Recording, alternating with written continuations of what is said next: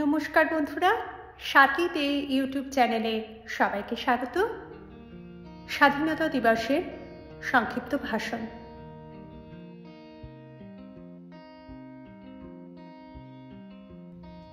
উপস্থিত সম্মানিত অতিথি, শ্রদ্ধেয় অধ্যক্ষ, উপাধ্যক্ষ, শিক্ষক এবং আমার প্রিয় সহপাঠীবৃন্দ, আপনাদের সবাইকে স্বাগতম।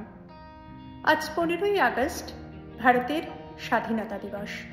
প্রথমেই আপনাদের সবাইকে জানাই ভারতের স্বাধীনতা দিবসের আন্তরিক শুভেচ্ছা ও অভিনন্দন।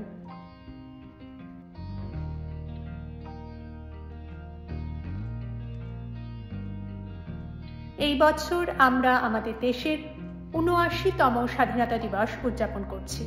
১৯৪৭ সালের এই দিনে ভারত ব্রিটিশ শাসন থেকে মুক্ত হয়ে স্বাধীনতা লাভ করে। 15ই আগস্ট দিনটি প্রতিটি ভারতীয়র জন্য অত্যন্ত সম্মান ও গর্বের দিন।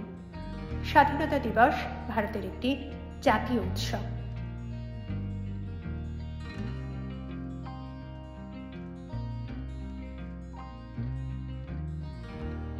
এই দিন সারা ভারতে কুচকাওয়াজ, জাতীয় পতাকা উত্তোলন, বিভিন্ন সাংস্কৃতিক অনুষ্ঠানের আয়োজন করা হয় এবং সেই অনুষ্ঠানে দেশের বিভিন্ন ধর্মের মানুষ ঐক্যবদ্ধ হয়ে সংস্কৃতি প্রদর্শন করেন। দেশের বাইরে বসবাসকারী ভারতীয়রা এই দিনটি খুব উৎসাহের সাথে উদযাপন করেন।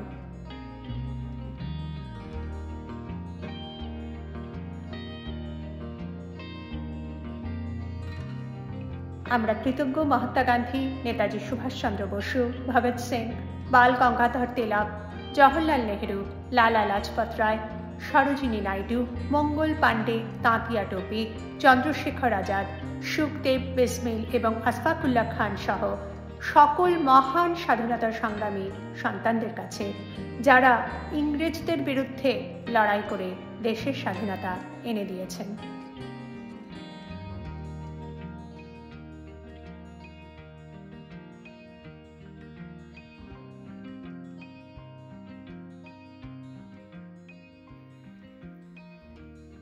আজ আমরা প্রযুক্তি, শিক্ষা, খেলাধুলা এবং আরও অনেক ক্ষেত্রে দ্রুত উন্নয়ন করছি, যা স্বাধীনতা ছাড়া সম্ভব হতো না।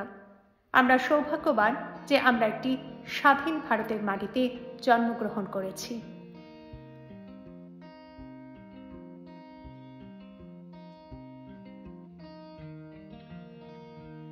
কিন্তু বন্ধুরা, স্বাধীনতা দিবস কেবল অতীতকে স্মরণ করার বিষয় নয়, এটি আমাদের ভবিষ্যতের কথাও চিন্তা করার বিষয়। আমরা ভারতের ভবিষ্যৎ, তাই দেশের উন্নয়ন ও অগ্রগতির জন্য কঠোর পরিশ্রম করা আমাদের কর্তব্য।